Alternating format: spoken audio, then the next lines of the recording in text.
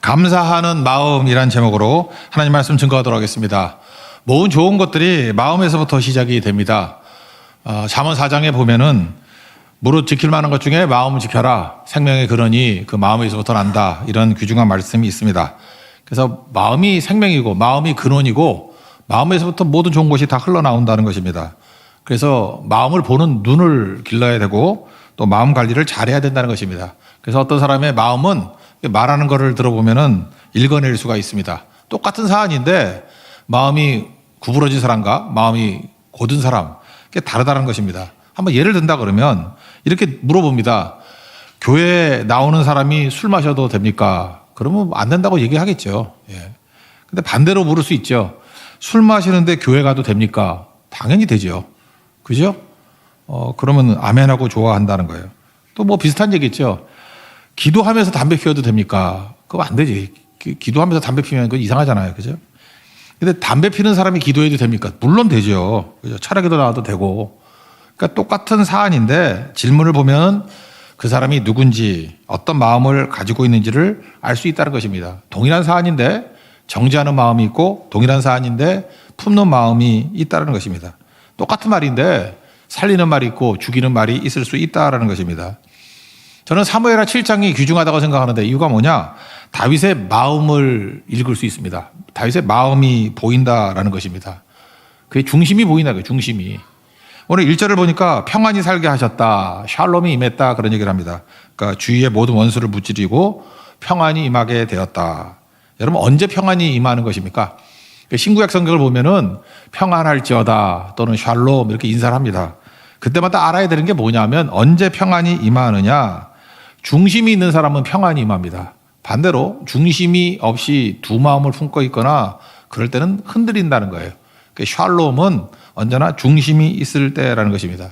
그래서 예수님이 샬롬 평안이 있을지어다 그런 얘기는 뭐예요? 네 중심에 예수를 둬야 돼 그런 뜻이죠. 중심이 예수님이면은 평안할 거야 그런 뜻이라는 거예요. 3단계가 있습니다. 중심이 예수님이면은 평안이 임하고 평안이 임하면 기능하게 됨이 있습니다. 그래서 평안의 직접적인 정의는 제 기능을 다하다 그런 뜻이에요. 그래서 평안하면 기능을 다하고 기능을 다하다 보면은 가치가 나오겠죠. 그래서 평안, 기능, 가치 이 세 가지가 신구약 성경에 계속 나와 있습니다. 그래서 특별히 보면은 악인이라 그런 얘기를 하죠. 악인. 누가 악인입니까? 악인은 믿지 않는 자를 악인이라 그러거든요. 악인에게는 평강이 없다 하도다. 이사야 57장 21절에 나오거든요. 왜 악인에게 평강이 없죠? 악인은 중심이 없기 때문에 그렇습니다. 자기 욕심으로 살기 때문에 그래서 흔들흔들하는 거예요. 그래서 야고보서 1장 8절 같은 데 보니까 두 마음을 품어 모든 일에 정함이 없는 자로다. 그 앞에 보니까 바람에 밀려 요동하는 바닷물결 같다 그러죠. 막 움직이잖아요. 지금도 마찬가지입니다. 아무리 많은 돈을 가지고 있고 아무리 높은 지위에 있다 할지라도 그 사람의 중심을 보세요. 중심이 없으면 그 사람은 번민과 걱정과 두려움 속에 빠져 있는 사람입니다. 반면에 아무것도 없다 할지라도 중심이 있으면요. 그 사람에게 샬롬이 임하게 되고 거기서 기능하고 거기서 가치를 만들어 낸다라는 것입니다. 저는 성교가 좋다고 생각하는데 성교 갔을 때 첫날은 잘 모르겠는데 한 2, 3일 정도 지나면은 한국에 있었던 모든 생각을 다 잊어버려요. 일단 힘들고 그다음에 거기 집중하다 보면 싹 다 잊어버려요. 싹 다 잊어버리면은 중심이 생기는 거예요. 오직 예수님. 중심이 생겨놓으면 제일 먼저 임하는 게 뭐냐? 3, 40분 내놓으면은 뭐 이렇게 우울증을 앓고 있거나 뭐 근심 걱정 뭐 이렇게 아픈 사람들 있지 않습니까? 마음이 아팠던 사람들. 한 3일 지나면 다 나요. 이유가 뭐냐? 중심이 회복되거든요. 중심이 회복되면은 샬롬이 임하게 되고 그러면 기능하기 시작하고 그래서 그들의 몸에서부터 가치가 막 나오기 시작한다는 것입니다. 신약에서 열매라 그러죠. 열매를 거두게 된다. 그래서 평강은 중심이 흔들리지 않을 때 생긴다라는 것입니다. 그러면 중심에서 이렇게 평강이 임해서 가치를 만들어내요. 그러면 참 묘한 게 그게 쭉 갔으면 좋겠는데 많은 사람들이 이렇게 평강이 임하게 되면 다시 자기 중심으로 돌아갈 때가 많다는 것입니다. 무슨 얘기냐? 이제는 먹고 살만하게 됐다. 즐기자, 누리자. 이제는 좀 뻐기고 살자. 그래서 하나님 축복이 임하고 난 다음에 두 종류가 있어요. 과시형이 있고 또 하나는 다윗같이 보답. 내가 받은 은혜를 어떻게 보답할 거 하는 보답형의 인생이 있다는 것입니다. 대비되는 게 느부갓네살 왕하고 다윗을 비교할 수 있는데 느부갓네살 왕도 많은 그 승리를 거뒀죠. 그래서 다니엘서 4장 30절 보니까 이 큰 바벨론 내 능력과 내 권세로 건설해도다 큰 소리칩니다. 내 위엄과 영광을 누가 건드려 그런다는 거예요. 막 기고만장하죠. 그러다 하나님 치셔가지고 소같이 풀 뜯어 먹었대. 그죠? 미친놈 됐다는 거예요. 미친놈. 그러니까 그렇게 되는 거죠. 그러니까 보세요. 하나님의 축복과 은혜를 받고 난 다음에 과시형으로 가면 느부갓네살 애 같아. 느부갓네살이 몇 살이죠? 느부갓네살 4살짜리 애 같아. 그죠? 난 그렇게 외웠었는데 느부갓네살 유치합니다. 어린애 같아요. 그러니까 뭐 잘 되고 난 다음에 자기 관심사가 나에게 쏠리게 되면은 느부갓네살이에요. 4살짜리 애 같이 돼버린다고. 반면에 다윗은 그렇지 않죠. 하나님께 받은 은혜가 너무너무 크죠. 그랬더니 곧장 사명으로 연결시키잖아요. 이걸 어떻게 보답할고. 시편 116편 12절 보니까 내게 주신 모든 은혜를 내가 여호와께 무엇으로 보답할까. 이게 아마 이 배경이 이 상황이었던 것 같아요.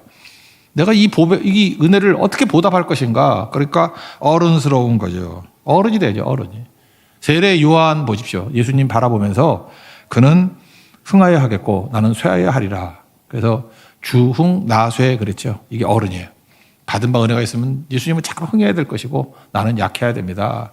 예수님은 그죠? become greater, 더 커져야 되고 나는 become less, 쇠해야 될 것입니다. 그게 중요한 거죠.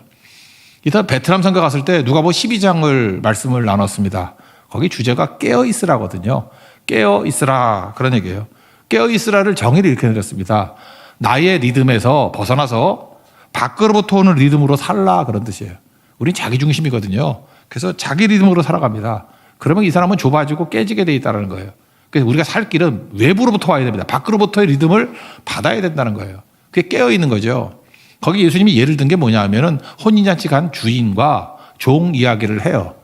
종이 주인이 언제 돌아올지 모르죠. 언제 돌아올지 모르는 주인을 잘 준비하고 예비할 수 있는 방법이 무엇입니까? 자기 리듬으로 살면 안 되죠. 나 졸려, 나 놀고 싶어, 나 뭐 딴 거 하고 싶어. 그러니까 자기 리듬으로 살면 종은 주인이 언제 올지 모르니까 반드시 깨지게 돼 있죠. 준비 못 합니다.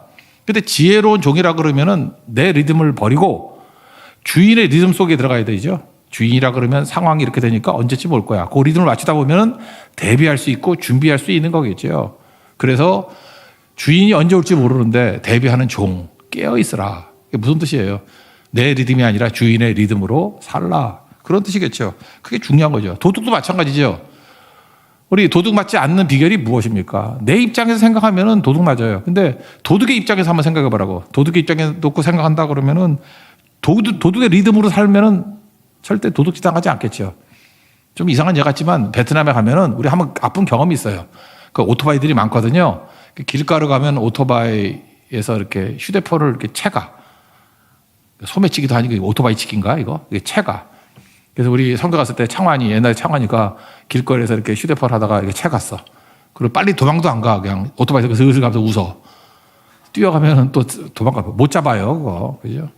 그래서 조심하라 그랬죠. 그래서 이번에는 뭐 하나님의 은혜고 우리가 준비를 잘해서 그런지 모르지만 도둑의 입장에서 생각을 했어. 그럼 어떻게 하면 되죠? 길가 옆에서 휴대폰 드는 거 아니에요.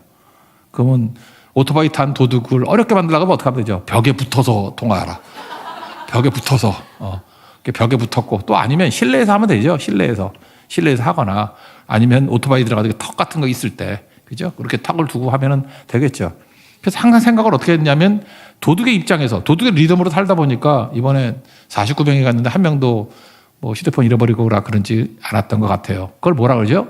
깨어 있으라 이렇게 얘기한다는 것입니다.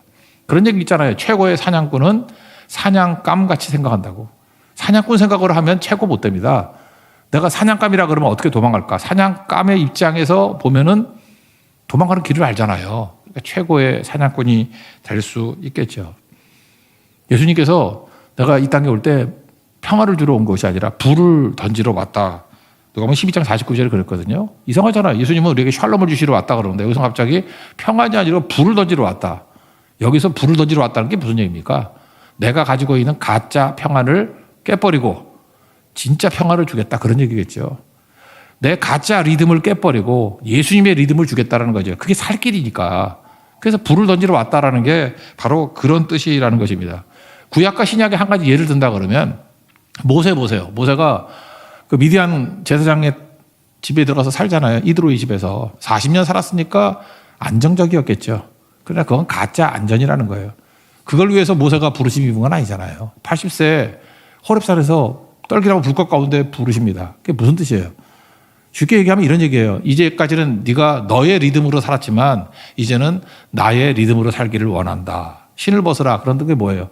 네 멋대로 살지 말고, 신 벗는 건 종의 모습이거든. 이제는 나의 종으로 살아가라. 종은 어떻습니까? 주인의 리듬 속에 살아가는 것이 종의 모습이라는 것입니다. 그래서 그다음부터 쓰임받기 시작하잖아요. 우리도 마찬가지입니다. 하나님이 우리를 부를 때 불 던지는 것 같이 보여요. 왜 이렇게 예수 잘 믿는데 이렇게 고난이 오나? 그 무슨 뜻입니까? 내 리듬을 깨버리고 하나님의 리듬으로 들어오라, 그런 메시지라고요. 신약에 넘어오면은 사도행전 3장에 성전 미문에 앉아있는 안진뱅이 사건 나오죠. 안진뱅이의 목적은 무엇입니까? 거지잖아요, 거지. 그러니까 구걸이겠죠. 대목입니다. 6월절이고 그러니까 뭐 사람들 많이 왔다 갔다 할 거 아니에요. 대목. 그럴 때 베드로와 요한이 뭐라 그래요? 주목하여 보고 나를 주목해 보라고. 무슨 뜻이에요? 리듬 바꾸란 얘기라고요. 은과 금은 내게 없거냐. 너 이제까지 은과 금을 추구하고 있지? 그거 아니고 내게 있는 것을 내게 준다. 나사렛 예수 그리스도 이름으로 일어나 걸으라. 뭐야, 예수님의 리듬으로 살라는 거죠.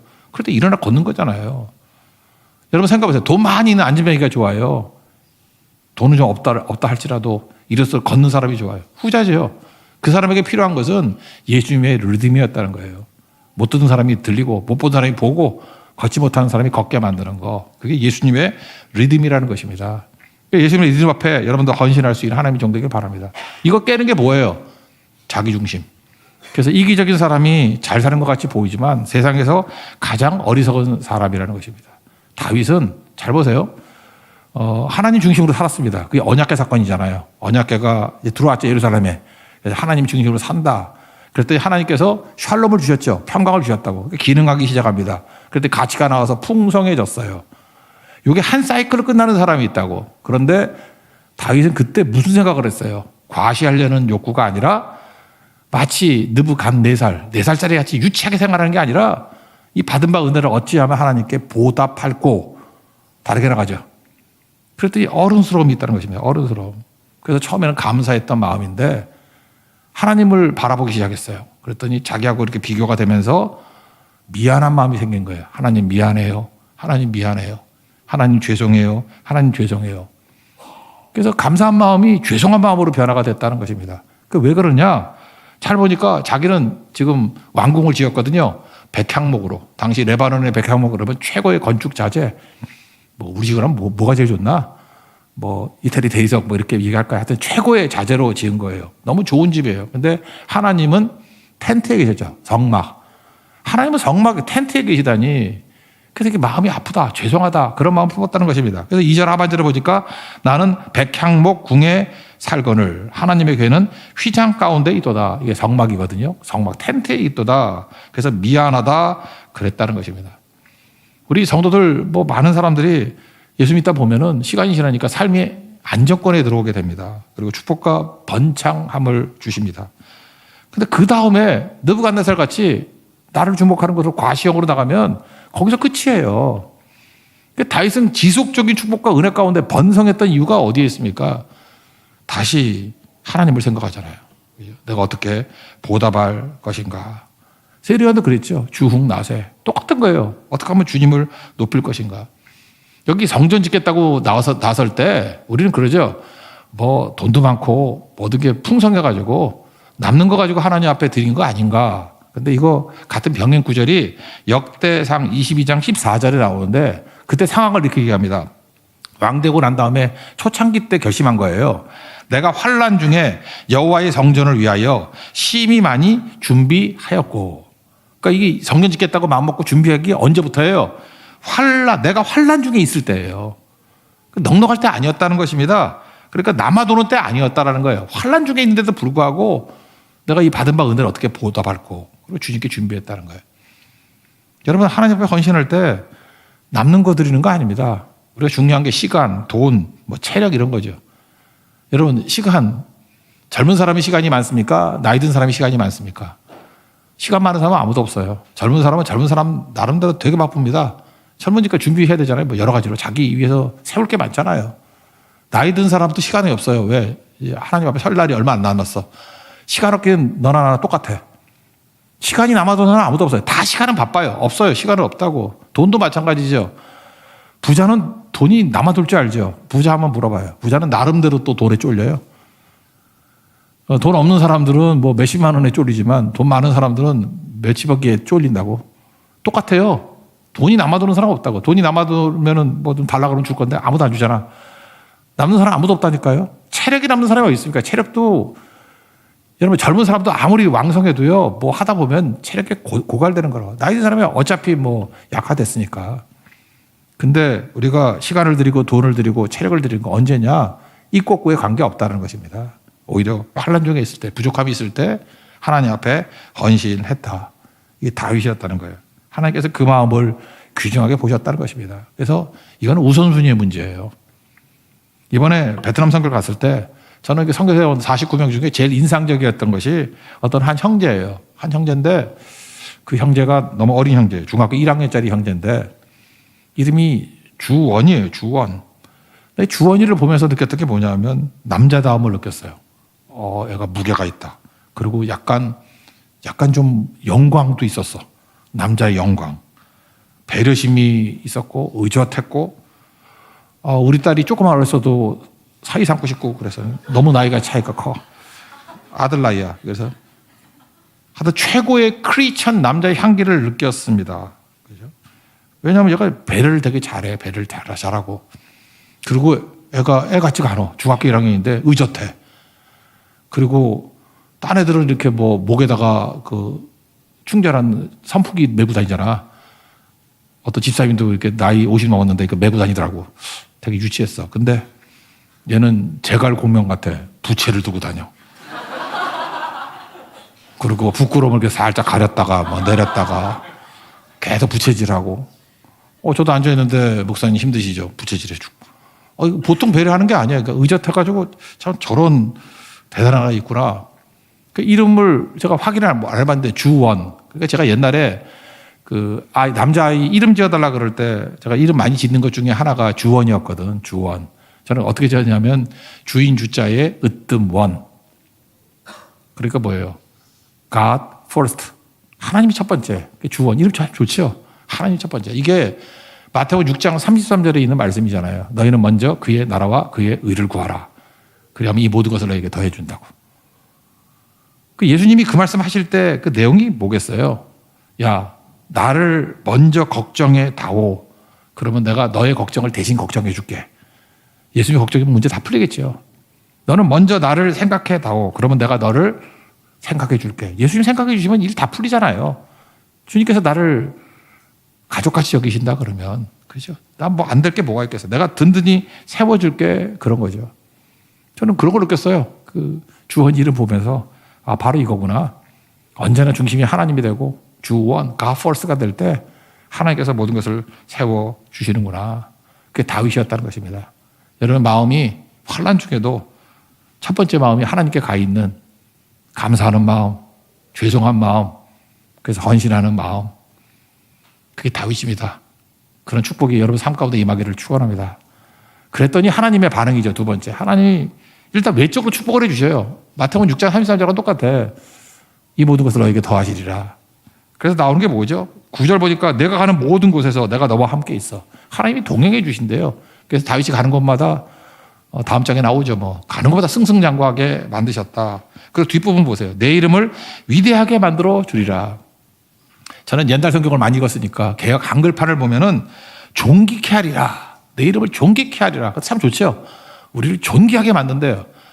우리가 하나님을 위해서 헌신해야 존귀하게 되는 거지. 내가 나 자신을 존귀하게 만든다고 존귀해지는 거 아니에요. 우리 좀 돈 좀 생기면은 뭐 좋은 차 사고 뭐 좋은 명품 옷 입고 그거 갑은 드부 간 4살. 그 4살짜리 같아. 그거 하나도 존경스럽지도 않고 아무것도 아니에요. 존귀해지지 않아요. 약간 좀 비천해질 수 있는 거지. 조롱거리 될 수 있지. 저 졸부야 뭐 이런 생각이 드는 거지. 존귀케 되는 게 없다고요. 여기 새롭게 번역된 건 뭐라 했어요? 위대하게 만들어주겠다. greater. 위대하게 만들어주겠다. 그리고 우리가 좋아하는 NLT 같은 데 보니까 famous as 이렇게 표현되어 있더라고요. 너를 유명하게 만들어주겠다. 하나님 바라보고 주원, God first 하면은 하나님께 되게 축복과 은혜를 부어주시잖아요. 그러니까 다윗은 이게 부수적으로 임한 축복이었지 이걸 목표로 한 게 아니었다라는 것입니다. 그 다음에 11절 보세요. 11절 그 뒷부분에 보니까 너의 모든 원색에서 벗어나 편히 쉬게 하리라. 이게 옛날 성경에는 평강을 준다 그래서 평강. 똑같은 얘기예요. 샬롬을 주겠다. 샬롬에서 시작된 게 뭐였습니까? 샬롬에서 기능하게 되고 기능하니까 가치가 나왔죠. 그걸 가지고 내가 어떻게 은혜를 보답할고 그때 한 사이클에서 또다시 시작하잖아요. 다시 하나님 중심이 되고 그랬더니 하나님이 평강을 주신다고. 그리고 뒷부분에 뭐라고 되어 있어요? 너를 위하여 집을 짓고. 마태복음 6장 34절 똑같죠? 하나님 집 지어드리겠다 그랬더니 내가 네 집 지어줄게. 이렇게 나오잖아요. 완전히 바뀌는 거죠. 시편 127편 1절 보니까 여호와께서 집을 세우지 아니하시면 세우는 자의 수고가 헛되며. 우리가 자기 자신을 위해서 얼마나 열심히 삽니까? 동분서주하고 바쁘게 살고 내 인생의 기초를 세우겠다고. 40대가 얼마나 중요하냐? 30대가 얼마나 중요하냐? 인생의 기초를 닦아야지. 근데 여러분 잊지 마십시오. 세상에 풍랑 한번 불면요. 다 날아가요. 성경은 뭐라고 얘기해요? 하나님이 세워주셔야 흔들리지 않는다고 얘기하잖아요. 하나님이 세워주시지 아니하면 세우는 자의 수고가 헛됩니다. 이거 너무 많이 경험할 거라고. 하나님이 세워주셔야 된다고. 하나님이 붙들어 주시면 무너지지 않습니다. 하나님이 붙들어 주시면 아무리 저주가 있다 할지라도 저주되지 않아요. 그게 축복으로 변화가 되는 거지. 문제는 뭐예요? 주원, God first. 하나님이 먼저라는 것입니다. 그러므로 오늘 간단히 생각하면 하나님 먼저 생각하고 감사하고 보답하는 마음으로 살면 감사하는 자가 되십시오. 그럼 여러분 최고의 인생을 살 수 있다라는 것입니다. 왜? 하나님이 축복해 주시기 때문에. 그런데 이게 외적인 축복에서 그냥 축복받았다 그걸로 끝나는 게 아니고 여기 좀 더 깊은 의미가 있어요. 깊은 의미가 뭐냐면은 다윗이 하나님 앞에 성전을 지어준다 그랬잖아요. 그럴 때 잘 보세요. 성전을 짓는 것이 하나님 아이디어입니까? 다윗 아이디어입니까? 다윗이죠. 이게 잘 알아둬야 돼요. 하나님의 아이디어 속에는 성전을 짓는 계획이 없어요. 하나님의 아이디어는 성막이에요. 텐트라고 텐트. 성막인데 다윗이 제가 볼 때 일종의 미숙함이야. 그러니까 아직도 어려요. 신앙이 어려가지고 그냥 껍데기만 본 거예요. 자기 집을 보니까 백향목이고 하나님 집 보니까 텐트야. 그러니까 자기가 볼 때는 백향목이 더 좋아 보여. 텐트는 나빠 보이고. 이건 뭐죠? 껍데기죠. 겉사람만 본 거 아니에요. 내적인 의미를 모르는 거 아니에요. 하나님은 성막에 거하십니다. 성막의 특징이 뭐냐? 성막은 이동성이 있잖아요. 움직이잖아. 반면에 성전은 어때요? 건물이니까 정착된 거죠. 그러면 하나님이 성전에만 계신 하나님이 좋아요? 우리가 이동할 때마다 같이 동행하시는 하나님이 좋아요? 후자가 좋죠. 근데 다윗은 멍청하게도 그걸 몰랐던 거야. 그냥 화려하면 좋은 줄 알고 초라하면 나쁜 줄 알고. 하나님의 아이디어는 성막입니다. 그래서 요한계시록 20장에 보면 천상의 교회가 나오잖아요. 그럴 때 내가 새로운 장막으로 임한 너희와 함께 한다는 게 장막이라고 표현되어 있어요. 하나님의 아이디어는 함께 하시는 거고 그 장막의 모습이 나중에는 성령으로 오시죠. 내주하신 성령이 우리와 어딜 가든지 동행해 주신다고. 그 하나님의 아이디어는 성막이었다고. 그러면 우리 같으면은 뭐라고 얘기할 것 같아요? 네 아이디어는 꽝이야. 너는 아니야. 그렇게 말할 것 같죠. 근데 하나님은 그 감사하는 마음, 보답하고자 하는 마음을 깡그리 무시하지 아니하시고 이건 다윗의 아이디어인데 그 아이디어를 채용하셔가지고 장차 오실 진짜 성전인 예수님을 보여주는 그림자로 사용해 주셨다는 거예요. 이게 참 감사하죠. 그래서 오늘 본문 보니까 5절 같은 데 보세요. 뒷부분에 내가 나를 위하여 내 살 집을 건축하겠느냐? 그럴 수 없다는 거죠. 6절 보세요. 이스라엘 그 출애굽할 때 얘기죠. 오늘까지 집에 살지 아니하고 장막과 성막 안에서 다녔나니. 하나님은 어디에 임재 있어요? 텐트에 임하셨다고. 이건 이동할 때마다 중심에 있는 거죠.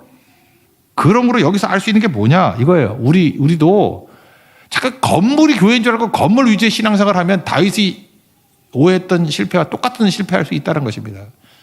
이거 완벽하게 뒤집어 놓은 게 누구죠? 스데반 설교예요. 사도행 7장을 보면 스데반 집사의 설교를 보면 사도행 7장 46절이에요. 하나님의 처소를 준비해 달라고 하더니 그죠? 그 다윗이 솔로몬이 성전 지었느니라. 48절. 그러나 지극히 높으신 이는 하나님이죠. 손으로 지은 곳에 계시지 아니한다. 이거 헛짓이야. 이거 성전 하나님 아이디어 아니야. 이렇게 얘기하잖아요. 49절. 하늘은 나의 보좌여 땅은 나의 발등상이니 너희가 나를 위하여 무슨 집을 짓겠느냐. 이사야서에 있는 말씀을 인용합니다. 성전은 무슨 놈의 성전이야 임마. 나의 안식할 처소가 성전이지 알아? 아니라는 거죠. 뭐예요? 무소부재. 어디나 계신 하나님이라는 거예요. 하나님을 성전에 묶거나 그런 하나님이 아니라는 것입니다. 이 모든 것이 다 내 손에 지은 것이 아니냐. 나 거기에 머무르는 하나님 아니야. 이렇게 일단 정의를 해놓고 그럼에도 불구하고 하나님이 스스로를 제안하셔가지고 그래 성전 쳐. 그럼 내가 거기도 임재해 줄게. 그리고 약속을 하죠. 이거 뭐예요? 하나님께서는 미숙함조차 받으시는 하나님이라는 거예요. 난 이게 참 너무 좋은 하나님인 것 같아요. 아까 처음에도 얘기를 했죠. 어떤 똑같은 일이 있는데 크리스찬이 술 마셔도 됩니까? 이렇게 질문하는 거에서 정죄하려는 마음이 있는 거죠. 술 마시는 사람이 교회 가도 됩니까? 예스죠. 하나님은 후자의 하나님이세요. 의뢰의 하나님이시고 우리의 미숙함을 받아주신 하나님이고 그걸 받아주시고 난 다음에 다윗의 아이디어를 허접한 아이디어예요. 성전은 허접해. 근데 그걸 사용하셔서 장차 성전 되신 예수님. 그 예수님이 그러잖아요. 헤롯 성전 무너뜨려라. 내가 3일 만에 짓겠다. 뭐라고 설명해요? 성전 대신 자기 육체를 말씀하시는 거라고. 그래서 성전은 깨지는 거예요. 지금 바보들은 뭐 예루살렘에 돌아가가지고 뭐 다시 예루살렘 성전 짓겠다 그러는데 성경을 몰라도 너무너무 모르는 거야. 하나님이 성전이 아이디어가 아니에요. 그 유대교가 그래서 안 되는 거야, 걔네들이. 가끔마다 우리도 뭐 백두 제루살렘 그래가지고 뭐 거기 성전이 짓는 날 뭐 주님이 오시고 헛소리들 하지 말라 그래. 성경을 제대로 보라고요. 그거 아니에요. 성전이 아이디어가 아니에요. 요한계시록 21장 뭐라고? 성막이 하나님의 아이디어고 어디나 계신 하나님이라고요. 이건 다윗의 연약함이었어요. 그걸 하나님이 사용하시잖아요. 사용하시잖아. 그게 중요한 거겠죠. 그래서 그 다음 하나님께서 이 아이디어를 통해 가지고 다윗의 후손이라고 나오는 게 있죠. 다윗의 시 12절에 나오는데 내 시를 내 위에 세워 그의 나라를 견고하게 하리라. 이게 메시아 왕국이죠. 다윗 왕국이라 그러면은 만약에 다윗의 후손이라 그러면은 여러분 아다시피 솔로몬 밑에 르호보암이죠. 르호보암부터 20명의 왕이 쭉 나오죠. 남쪽 유다. 그리고 마지막 시드기야 때 끝나죠. 망하잖아요. 이게 또 영원하지 않잖아. 이게 뭐 영원해. 육체적인 다윗의 왕국은 거기서 끝나는 거지만 여기서 말하는 씨가 누구겠어요? 이 씨가 싹이거든요. 싹. 예수님이에요. 예수님. 예수님의 왕국은 영원할 것이고 13절 보세요. 내 이름을 위하여 집을 건축할 것이요 나는 그의 나라의 왕위를 영원히 견고하게 하리라. 예수 우리 왕이요. 만왕의 왕 대신 예수님을 증거하는 내용들이 나와 있다는 것입니다. 이게 너무 큰 주제이기 때문에 오늘 그냥 막 뛰어넘어가서 설명할게요. 너무 자세히 설명하면 시간이 안 될 것 같으니까. 무슨 얘기예요? 실제 성전은 예수님이라는 거예요. 그런데 하나님은 지금 다윗이 혼자 감동해 가서 뭐 지성이면 감천이다 이런 거죠. 하나님의 뜻도 모르고 자기 소원을 하나님께 아래에 드렸어요. 그게 뭔지도 몰라. 근데 하나님 그걸 무시하지 않으셨어요. 그거를 받으셔서 사용해 주시더라는 거예요. 난 이게 하나님의 수정 기능이라고 생각합니다. 우리가 100% 하나님의 뜻대로 다 움직이는 거 아니야. 우리 진짜 허접해요. 뭔지도 모르고 뛰어. 그럴 때마다 하나님은 우리의 감사하는 마음, 보답하는 마음, 그 자세를 보시고 그래 맞는 건 아니지만 그래서 수정해 주셔요. 그거 틀린 거라고. 하나님께서 충분히 수정해 주시고 난 다음에 그거 나오잖아요. 거기서 내가 니네 집에 그거 하는 거 아니라고. 그러면서 복 주시잖아요. 그걸 사용하셔서 메시아 왕국의 놀라운 일들을 이루어 주신다라는 것입니다. 그러므로 영적인 축복 이게 더 중요한 거겠죠. 저는 이번에 베트남 선교 49명 갔는데 돌아오고 난 다음에 좀 뭐 다 읽진 않았어. 이렇게 맨 뒤에 보니까 일부 때는 내가 오해인지 알았더니 오해는 아니었고 이렇게 의견을 나누다가 뭐 같더라. 끝에만 봤거든. 오늘 저녁에 그 베트남 선교 감사 예배를 드리라 그래. 잘 마치게 된 거. 정말 열매도 많았고 감동도 있었고 하나님 일하심을 보고 온 선교였습니다. 그래서 거기에 우아하게 첫 번째는 부채춤을 출 거고 부채춤은 뭐 별 문제 없어. 부채춤이니까. 예. 저는 별로 좋아하지는 않아요. 비치지 말라 그러더라. 부채춤이 별로 안 좋아. 부채에서 웃지도 않네. 하여튼 부채에서. 하여튼 난 부채를 싫어해요. 빚을 싫어하니까. 그런데도 부채공이 참 되게 효과가 컸어요. 한복 입고 하니까 많은 사람들이 마음을 열고. 또 하나가 구원열차 그걸 찬양을 하는데 정말 접촉이 참 좋았어요. 뭐 역장 뭐 포즈도 하기도 하고 뭐 많은 사람들이 뭐 치어리더 모양도 하고 왔는데 아마 그게 약간 덕이 안 될 거라고 생각했던 사람이 있었던가 봐. 그래서 그 치어리더 복장이 예배 시간은 덕이 안 되지 않겠나 뭐 이랬던 것 같아요. 자세히 모르겠어요. 하여튼 그랬던 것 같아요. 그랬더니 한 분 자매가 이렇게 올렸더라고요. 그냥 비슷하게 읽어드릴게요. 저는 성결을 통해서 용기를 배웠습니다. 무엇이 주어졌느냐가 아니라 주어진 역할과 상황에 최선을 다하고 싶은 마음을 주셨습니다. 치어리더는 공연이고 문화 사역입니다. 공연 복장이 논란이 되거나 부끄러운 일이 아니라고 생각합니다. 실력은 많이 우스꽝스러운 모습이라도 용기를 가지고 하겠습니다. 박수 쳐주세요. 뭐 그런 거더라고. 나 이걸 바라보면서 아까 서두에도 얘기했잖아요. 그죠? 예수 믿는 사람이 담배 피면서 기도해도 됩니까? 안 되지. 근데 담배 피는 사람이 기도해도 됩니까? 그건 되잖아요. 저는 예수님의 마음이 후자의 마음이라고 생각을 해요. 살리는 마음, 품는 마음, 허접한 문제투성이의 마음. 좀 과정 중에 있고 공사 중에 있다고 생각하면서 좀 기다려주는 것도 필요하다고 생각하거든요. 사실은요, 우리 성격할 때 마술을 합니다. 마술. 어떤 집사님이 마술을 해요. 나는 처음에 약간 거부감이 있었어. 저 마술 다 시몬 아니야? 성령을 돈 주고 살라 그러느냐? 뭐 이런 생각이 들기도 하고. 성경하고 마술하고 좀 안 맞잖아요. 그죠? 그래도 별 말 없어서 전부 다들. 그래도 격려해주고. 근데 이번에 마술을 할 때는 오영리 메시지가 들어가 있어. 마술에.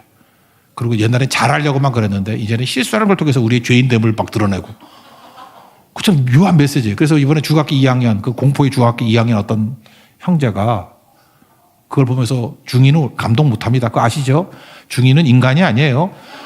근데 중2가 감동을 받으면서 뭐라고 얘기를 하느냐 하면은, 대단하대. 메시지가 있대. 나 거기 감동받았어요. 그래서 마술이 하나님 도구로 잘 쓰임받잖아요.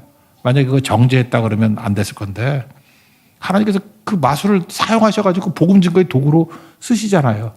여기서도 했으면 좋겠는데, 너무 유치해서 안 하려고 그래. 그건 안 하고.